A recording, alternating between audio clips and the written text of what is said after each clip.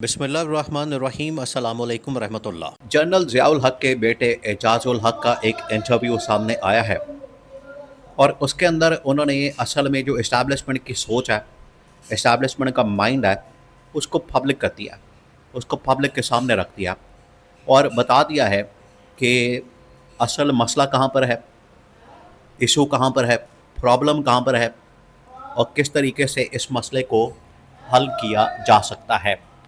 ये असल प्रॉब्लम सामने आई है।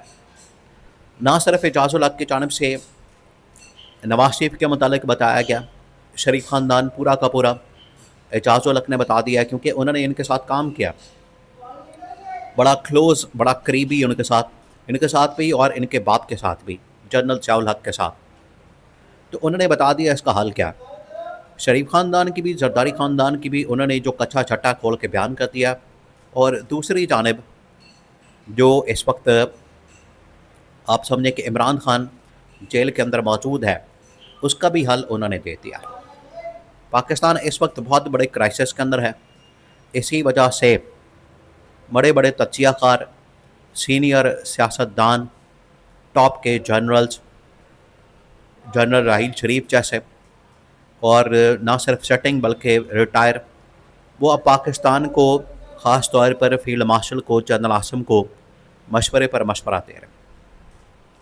अब जो इंटरव्यू सामने आया है एजाजुल हक का, उसके अंदर बड़ी हैरान कुन बातें की गई। पहले आप उनके स्टेटमेंट को सुने मौजूदा हालात व वाक़यात के मतलब। एजाजुल हक से पूछा गया कि मौजूदा जो सिनारियो है, क्या मुल्क किसी तरफ जा रहा है, मुल्क इस वक्त किसी मामले की तरफ, हल की तरफ जा रहा है, मुल्क क्या इस वक्त किसी तरक्की की तरफ जा रहा है, इसका कोई हल निकल रहा है। एजाजुल हक ने साफ इनकार कर दिया। उसने कहा कि पाकिस्तान जिस दलदल के अंदर, जिस प्रॉब्लम के अंदर, जिस खाई के अंदर जा चुका है, यहाँ से निकलना पाकिस्तान के लिए इम्पॉसिबल है। तावक्त है कि यहाँ पर मेजर तब्दीली ना की जाए, मेजर चेंज ना किया जाए, उस वक्त तक ये आप समझें कि पाकिस्तान इस दलदल से नहीं निकल सकता। तो उन्होंने असल में वही बात करती है जो इस वक्त इस्टेब्लिशमेंट की सोच है, जो इस वक्त इस्टेब्लिशमेंट की अप्रोच है। उन्होंने सेम वही बात कर दी, सेम वही उनकी जानिब से पैगाम दिया गया कि मौजूदा गवर्नमेंट आपको कहीं नहीं लेकर जा रही। आपने 3 साल, 4 साल, 4.5 साल इनको दे के देख लिया। जब से ये वज़ीर आज़म बना है शहबाज शरीफ, पहले PDM के दौर के अंदर, उसके बाद बीच में इंटरिम गवर्नमेंट आ गई, और उसके बाद जो 2024 के इंतखाबात, तो उसके नतीजे में जो अब ये मामला सामने आया, अब यहाँ पर ब्रेक लग गई है। एजाजुल हक ने कहा कि इस गवर्नमेंट को 4.5 साल और अनप्रेसिडेंटेड किस्म की सपोर्ट इस्टेब्लिशमेंट की जानिब से इनको मिली है। सपोर्ट के साथ साथ हर तरह से अपोजिशन को दबा के रखा गया, इमरान खान को दबा के रखा गया, जेल में रखा गया, और इनकी ख्वाहिश के ऊपर कोई भी धरना, एहतजाज, लॉन्ग मार्च, तहरीक नहीं आने दी गई। सबसे बड़ी जो अपोजिशन इमरान खान की, उसको भी जेल में भेज दिया। उसके बाद TLP एक बहुत बड़ी थ्रेट बन सकती थी, उसको भी मुकम्मल तौर पर ख़त्म कर दिया।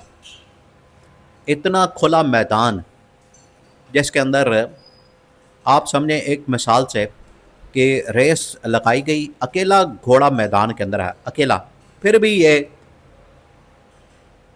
अपना फिनिशिंग पॉइंट के ऊपर नहीं आ रहा, फिर भी ये पोजीशन नहीं ले रहा, अकेला घोड़ा।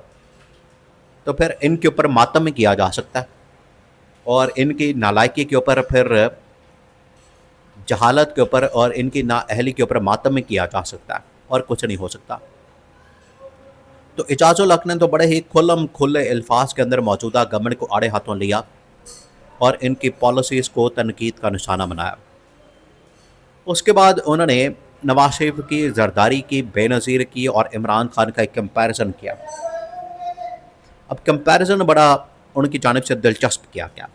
आप ज़रा इसको सुने, मज़ा आ जाएगा आपको, आप इंजॉय करेंगे इस बात को। उन्होंने कहा कि नवाज शरीफ भगोड़ा किस्म का आदमी है, हमेशा डील करता है, पहले हुकूमत में आता है इस्टेब्लिशमेंट की गोद में बैठ के बूट चाट के लूट मार करता है, फिर मुल्क से भाग जाता है, फिर NRO करता है, फिर आ जाता है, फिर लूट मार, फिर भाग जाता है, फिर NRO।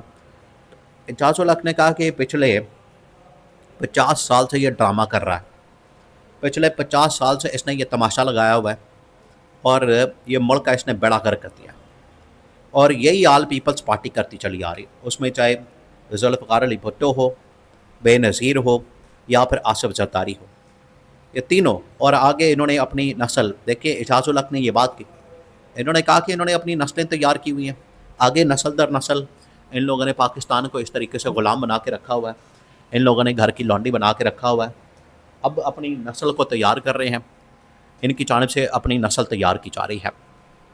तो ये मामला सामने आया। तो अब मामलात इस्टेब्लिशमेंट ने पहले कमर दिलशाद को, जो साबिक सेक्रेटरी इलेक्शन कमीशन, उनको मैदान में उतारा, उसके बाद कुछ और शख्सियात को मैदान में उतारा गया, सहाफ़ियों के ज़रिए बात की गई, फिर अब जनरल राहिल शरीफ को बुलाया गया है और अब एजाज़ुल हक के ज़रिए से इंटरव्यू दिलवाया गया है। उस इंटरव्यू के अंदर ये इंकशाफ किया गया है कि किस तरीके से मौजूदा हुकूमत की ना लायकी ना अहली गले पड़ चुकी है और ये मुल्क कहीं नहीं जा रहा, मुल्क रुक गया, मुल्क बिल्कुल उसको स्टॉप लग गया, जाम हो गया, और ये सूरत हाल सामने आई है। तो एजाज़ुल हक ने कहा है कि एक ही इनके पास ऑप्शन है, वो है इमरान खान की रिहाई के, और इनको ये रिहाई करनी पड़ेगी, देनी पड़ेगी, और इसके ऊपर ये काम करना पड़ेगा। अगर ये इमरान खान को रिहा कर देते हैं, इमरान खान को छोड़ देते हैं और रिहाई के ऊपर अमल दरामद करते हैं, तो उसका नतीजा ये निकलेगा, रिज़ल्ट ये निकलेगा कि इमरान खान आखिरकार रिहा हो जाएगा, और इमरान खान की रिहाई के बदले में, नतीजे में, जो मुल्की हालात के अंदर एक इनस्टेबिलिटी का फैक्टर मौजूद है, ये जो क्लैश का, पॉलिटिकल विक्टिमाइजेशन का, ये कम से कम ख़त्म हो जाएगा, और उसकी वजह से एक स्टेबिलिटी का फैक्टर पाकिस्तान में आ सकता है। ये उनकी जानिब से कहा गया और ये बता दिया गया कि ये कितना ज़रूरी है। इसको सामने रखते हुए एजाज़ुल हक ने, आप समझें कि दरिया को कूसे में बंद कर दिया, उन्होंने सलूशन दे दिया, और इस्टेब्लिशमेंट का जो पूरा माइंड है, उनकी जो सोच है, अप्रोच है, पब्लिक कर दी, और इंटरव्यू के अंदर उन्होंने इमरान खान की रिहाई को वाहिद सलूशन और हल करार दिया।